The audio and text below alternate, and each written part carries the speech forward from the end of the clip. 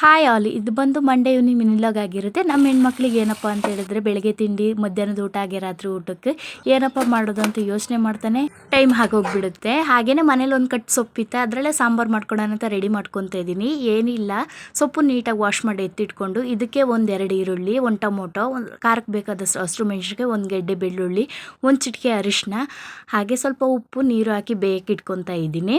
ಒಂದು 4 ವಿಷಲ್ ಬಂದರೆ ಆಗೋಗುತ್ತೆ.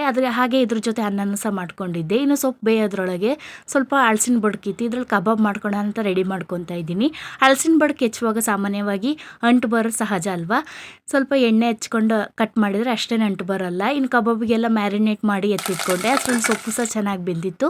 ಸೊಪ್ಪನ್ನ ನೀರೆಲ್ಲ ತೆಗೆದು ನೀಟಾಗಿ ಮಸ್ತು ಎತ್ತಿಟ್ಕೊತಾ ಇದ್ದೀನಿ. ಮಾಮೂಲಿಯಾಗಿ ಒಗ್ಗರಣೆ ಹಾಕ್ಕೊಳ್ತೀವಲ್ಲ ಹಾಗೇನೆ ಒಗ್ಗರಣೆ ಎಲ್ಲ ನೀಟಾಗಿ ಫ್ರೈ ಆದಮೇಲೆ ಮಸ್ತ್ ಇಟ್ಕೊಂಡಿರುತ್ತೋ ಸೊಪ್ಪು, 2 ಸ್ಪೂನ್ ಧನಿಯಾ ಪೌಡರ್, ಸ್ವಲ್ಪ ಹುಣಸೆ ರಸ ಹಾಕೊಂಡ್ರೆ ಸಾಂಬಾರು ಚೆನ್ನಾಗಿ ಕುದಿಸ್ಕೊಂಡ್ರೆ ಸಾಂಬಾರು ಹಾಗೆ ಹೋಯ್ತು. ಇದ್ರ ಜೊತೆ ಕಬಾಬ್ ಸಹ ಮಾಡ್ಕೊಂಡಿದ್ದೆ. ಐ ಹೋಪ್ ಈ ವಿಡಿಯೋ ನಿಮಗೆ ಇಷ್ಟ ಆಗಿರ್ಬೋದು.